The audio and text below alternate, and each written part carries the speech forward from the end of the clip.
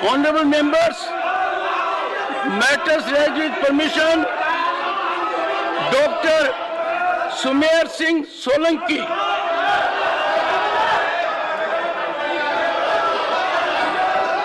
Dr. Sumer Singh Solanki. धन्यवाद। Nothing has been on माननीय record. सभापति महोदय, नर्मदे हर मैं आपके माध्यम से सरकार एवं सदन का ध्यान देश के एक महत्वपूर्ण विषय की ओर आकर्षित करना चाहता हूं। माननीय सभापति महोदय, देश भर में बोरवेल और ट्यूबवेल के खुले गड्ढों में गिरने से न जाने कितनी ही मासूम जिंदगियां की किलकारियां हमेशा काटोपत्ती गांव में बोरवेल में गिरे 2 वर्षीय बालक सुजीत को भी एनडीआरएफ और एसडीआरएफ की टीमों की हर मुमकिन कोशिशों के बाद भी नहीं बचाया जा सका। पंजाब के संगरूर जिले में 150 फुट गहरे बोरवेल में गिरे 3 साल के फतेहवीर सिंह को भी नहीं बचाया जा सका। माननीय सभापति महोदय, विगत वर्ष उत्तर प्रदेश के बुलंदशहर में वाराणसी के पिंडारा में भी ऐसी घटनाएं घटित हुई, जिसमें 6 साल की मासूम बच्ची 13 वर्षीय अनिकेत यादव की भी मौत हो गई। हरियाणा के हल्देड़ी गांव में 2006 में 5 वर्षीय प्रिंस के 50 फुट गहरे बोरवेल के गड्ढे में गिरने के बाद न्यूज टीवी चैनलों ने रेस्क्यू ऑपरेशन के दृश्य लाइव दिखाए थे, जिससे पूरी दुनिया का ध्यान इस प्रकार के हादसों की ओर गया था, जिससे यह भी उम्मीद जगी थी कि भविष्य में ऐसे हादसे सामने नहीं आएंगे, परंतु आज भी स्थिति ज्यों की त्यों बनी हुई है। माननीय सभापति महोदय, नेशनल क्राइम रिकॉर्ड्स ब्यूरो की 2015 की रिपोर्ट के अनुसार साल 2014 में देश में जहां बोरवेल में गिरने वाले बच्चों की संख्या 48 थी, वहीं 2015 में बढ़कर 71 हो गई। तमिलनाडु के बारे में 2014 में एक फैक्ट फाइंडिंग टीम ने गृह मंत्रालय को सूचित किया था कि इस राज्य में 2010 से 2012 के बीच 561 बच्चे बोरवेल में गिरे थे, जो कि अब यह आंकड़ा हजारों में पहुंच गया है। माननीय सभापति महोदय, 2006 में हरियाणा के प्रिंस बोरवेल में से निकालने के बाद 2015 तक 16,000 से अधिक व्यक्ति, महिलाएं और बच्चे खुले गड्ढे में गिरने से उनकी मौत हो चुकी है। तमाम बचाव कार्यों में करोड़ों रुपए खर्च होते हैं। ऐसे भयावह हादसों को देखते हुए 2010 में सुप्रीम कोर्ट ने भी बोरवेल के रखरखाव संबंधी निर्देश जारी किए थे। माननीय सभापति महोदय, सवाल यह भी है कि आखिरकार इस प्रकार के हादसों को रोकने के लिए कोई कड़े कदम उठाने की आवश्यकता है। मैं आपके माध्यम से अति संवेदनशील और गंभीर विषय के लिए सरकार से यह आग्रह करता हूं कि इस प्रकार की घटनाओं को रोकने के लिए दोषियों के खिलाफ कड़े कानूनों का प्रावधान होना चाहिए, ताकि ऐसी भयावह घटनाओं का दोहराव देश में नहीं हो। धन्यवाद।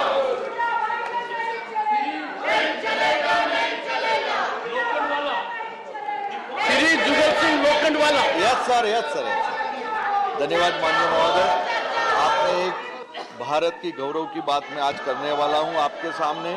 आज भारत ने एक बहुत बड़ा रिकॉर्ड, जो 31 जुलाई तक इनकम टैक्स रिटर्न भरने की आखिरी तारीख थी, उसके अंदर 6.8 करोड़ इनकम टैक्स फाइल किए गए। ये रिकॉर्ड पिछले वर्ष के मुकाबले 17% ज़्यादा है।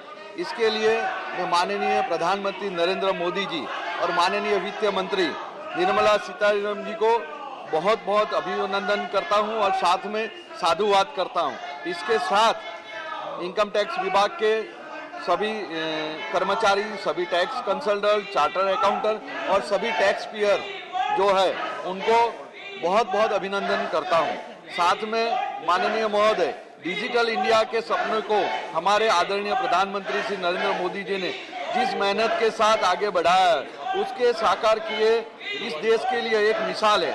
आज भारत डिजिटल गवर्नेंस क्षेत्र में प्रथम स्थान पर है। इसका नतीजा है कि बड़ी संख्या में ऑनलाइन इनकम टैक्स रिटर्न बिना किसी रुकावट देश के कोने कोने से भरे जा रहे हैं। मुझे लगता है इतने बड़े स्केल पर दुनिया के सिर्फ भारत ही करने में सक्षम है और सफलतापूर्वक कर सकता है।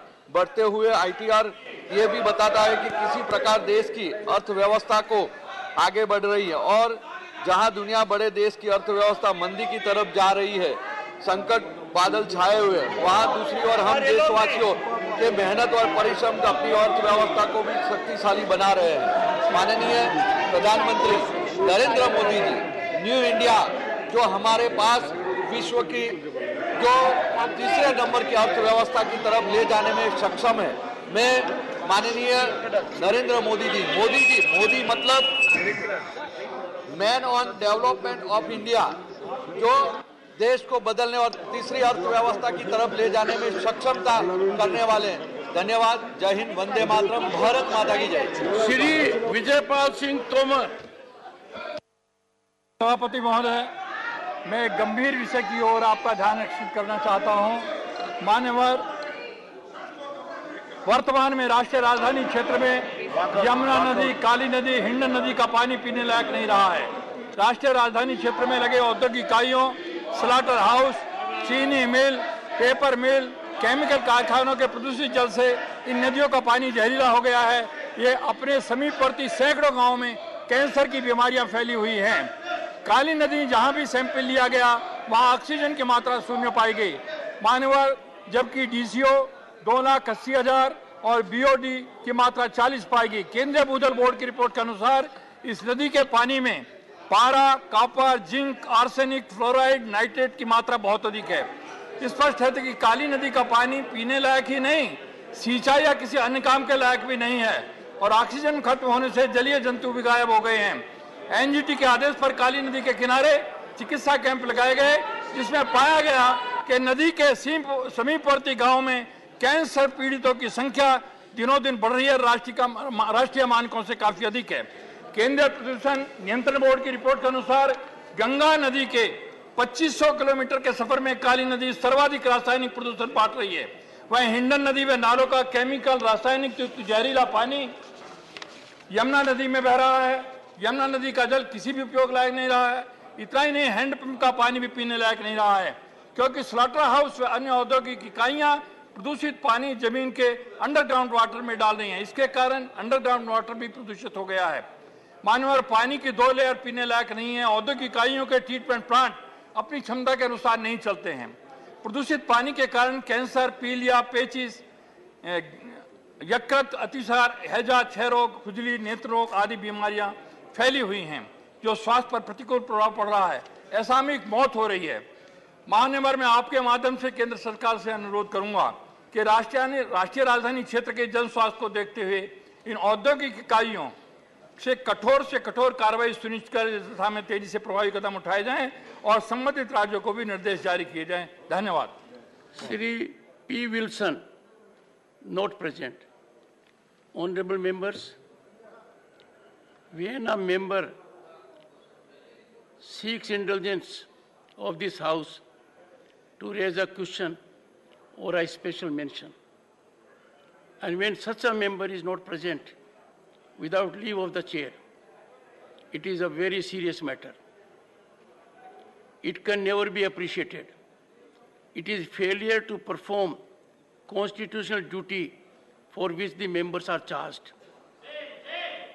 Honorable members, if we look for an alibi or an excuse or an escape route after disruption not to participate in proceedings, that is injustice to the people at large. I gave the floor to the leader of opposition because a point of view was expressed by floor leader of an opposition party that we must have way forward. When somebody talks of way forward stance, I look backwards. That I gave that opportunity at the earliest occasion to discuss Manipur issue. The government categorically, spontaneously, through leader of the House, Shri Piyush Goyal, agreed for a discussion.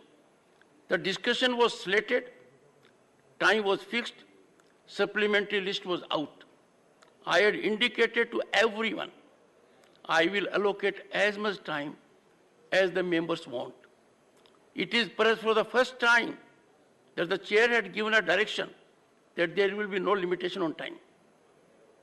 I thought in all fairness, the leader of the opposition will have wholesome, constructive approach. He will take off his partisan specs and believe in statesman approach. Unfortunately, the leader of the opposition tried to be political. The world recognizes India today as a mighty power.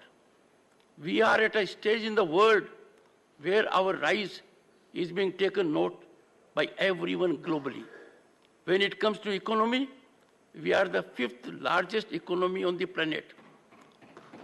When it comes to digital transfers, honorable members, in 2022, 1.5 trillion US dollars, that is the digital transfer. And this digital transfer is 4 times the digital transfer of USA, UK, France and Germany. All these are being accomplished because of visionary leadership. And at that point of time, if you do not wish to appreciate the Prime Minister, where is the occasion to go on a tangential approach and to take on the Prime Minister of the largest democracy on the planet? I do not appreciate such kind of stance. It happened when Mr. Chidambaram raised with respect to Prime Minister's visit to Bali. I have taken a serious note of that. Mr. Chidambaram wanted to take a snapshot by downsizing the stature of Indian Prime Minister. Political parties will play their politics. Let them play their politics all around.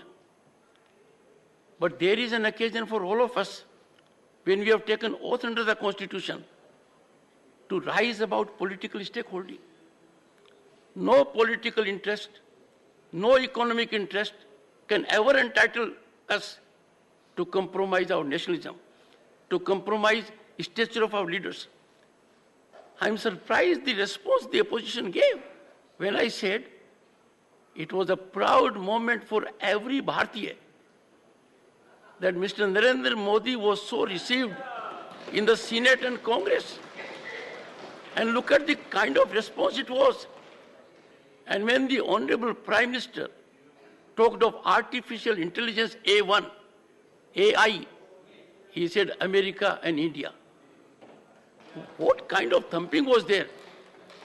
I would therefore urge everyone, and through you to the people outside, we will have our political approach, we will have our political ideology, we will have different point of view, we will not agree to everything the other side says.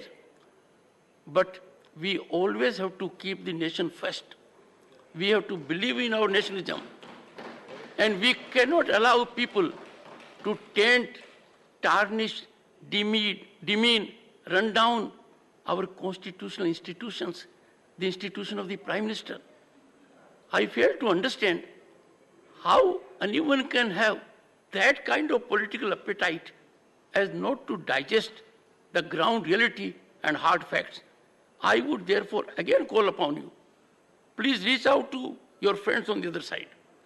If they walk out of the house, it is political optics. But they must reflect, introspect, and think. They are not walking out from the house. They are walking out from their duties. They are walking out from their constitutional obligations. They are walking out because they don't want to be partner in the growth of the country. Every question that is put can put the government on the mat. Every question can give rise to a situation where government will be enlightened for a new path, new course of action. And I've seen it. Very intelligent questions are asked.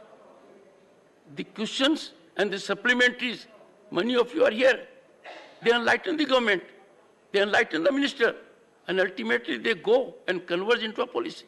So please, it is my plea with you, my impassioned plea with you with folded hands. Reach out to your friends. Make it a point that at least one of you will reach out to friends on the other side. I hope you do it. Honorable members, Dr. Radha Mohan Das Agarwal. माननीय सभापति महोदय, भाषा सिर्फ शब्दों और संवाद नहीं, भावनाओं का और संस्कृति और सभ्यता का प्रतिमान होता है। मैं आज पश्चिमी बिहार, पूर्वी उत्तर प्रदेश, पश्चिमी झारखंड, मध्य प्रदेश और छत्तीसगढ़ तथा नेपाल की तलाई में बोली जाने वाली एक भाषा जो दुनिया की सबसे मीठी भाषाओं में शामिल होती है, जिसे नेपाल, फिजी और मॉरिशस में राष्ट्रीय संवैधानिक भाषा के रूप में मान्यता दी गई है, जिसके बोले जाने वाले 2011 के आंकड़ों के हिसाब से भारत में आज 6 करोड़ हैं और पूरी दुनिया में 20 करोड़ लोग हैं। आज मैं उस भाषा को और उस भाषाभाषी इन क्षेत्र के नागरिकों की पीड़ा को प्रतिनिधि होने के नाते आपके बीच में रख रहा हूँ। महोदय, उत्तर प्रदेश के बलिया, वाराणसी, चंदौली, गोरखपुर, महाराजगंज, गाजीपुर, मिर्ज़ापुर, मऊ, जौनपुर, बस्ती, संत कबीर नगर, सिद्धार्थनगर और आजमगढ़, बिहार के बक्सर, सारण, सिवान, गोपालगंज, पूर्वी चंपारण, पश्चिमी चंपारण, वैशाली, भोजपुर, रोहतास, बक्सर और भभुआ, झारखंड के पलामू और गढ़वा और इसके अलावा नेपाल का एक बहुत बड़ा हिस्सा और दुनिया के 40 देश। ये एक ऐसी भाषा है जिसको बोलने का काम यहाँ के लोग करते हैं। महोदय, मानवाधिकारों की सार्वभौमिक घोषणा में विश्व के 154 भाषाओं को अधिक स्थान दिया गया है और हम गर्व के साथ कह सकते हैं, एक भोजपुरी भाषा के हिस्सेदार होने के नाते, कि भोजपुरी उनमें से एक भाषा है। महोदय, भोजपुरी एक पूर्ण भाषा है और मूलतः इसकी उत्पत्ति संस्कृति और उसके संस्कृत और उसके बाद मागधी प्रकृति से हुई। महोदय, मैं आपकी जानकारी में लाना चाहूँगा कि जो भाषाएं आज 8वीं शेड्यूल में शामिल हुई हैं, गुजराती के बोलने वाले 5 करोड़ 50 लाख, उर्दू के बोलने वाले 5 करोड़ 7 लाख, भोजपुरी के बोलने वाले 5 करोड़ 5 लाख, कन्नड़ के बोलने वाले 4 करोड़ 35 लाख, मलयालम के बोलने वाले 3 करोड़ 27 लाख, उड़िया के बोलने वाले 3 करोड़ 40 लाख, पंजाबी के बोलने वाले 3 करोड़ 11 लाख, राजस्थानी के बोलने वाले 2 करोड़ 58 लाख, छत्तीसगढ़ी के बोलने वाले 1 करोड़ 62 लाख, आसामी के बोलने वाले 1 करोड़ 48 लाख, मैथिली जो भोजपुरी की एक बहन भाषा है उसके बोलने वाले 1 करोड़ 33 लाख, संथाली के बोलने वाले 69 लाख 73 हज़ार, काश्मीरी के बोलने वाले 65 लाख 54 हज़ार, सिंधी के बोलने वाले 37 लाख 72 हज़ार, नेपाली के बोलने वाले 29 लाख 26 हज़ार, गोंडी के बोलने वाले 28 लाख 57 हज़ार, कोंकणी के बोलने वाले 20 लाख 47 हज़ार, डोंगरी के बोलने वाले 25 लाख 96 हज़ार, बोडो के बोलने वाले 14 लाख 48 हज़ार, मैथिली के बोलने वाले 15 लाख 58 हज़ार। और अध्यक्ष सभापति महोदय, मैंने आपको बताया इस सदन के माध्यम से कि भोजपुरी को बोलने वाले 2011 में 6 करोड़ लोग थे। 2021 में यह संख्या बहुत बड़ी हो चुकी होगी। महोदय, भाषाओं को स्थान देना एक सतत प्रक्रिया है। 1967 में सिंधी जोड़ी गई, 1992 में कोंकणी, मैथिली और नेपाली जोड़ी गई, 2004 में बोडो, डोगरी और मैथिली जोड़ी गई। मेरा आग्रह है। Conclude. Doctor John Brittas not present, Shri Prakash Javadekar. Sir, मैं एक महत्वपूर्ण मुद्दा उठाना चाहता हूँ। Read the script. हाँ? Prakash ji, you are fully aware of the procedure, read it. नहीं, ये spell out the, I know, special mention है। Put it in a capsule form, put it in a capsule form. अच्छा,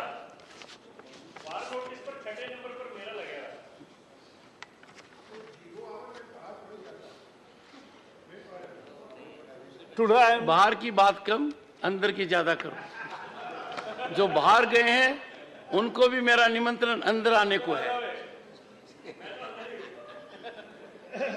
yes. Javadekar. आज देश में कुछ शक्तियां ऐसा प्रयास कर रही है कि देश की शांति, सद्भाव और सामाजिक सौहार्द को ठेस लगे, और ऐसे प्रयास जगह जगह दिखने को मिल रहे हैं।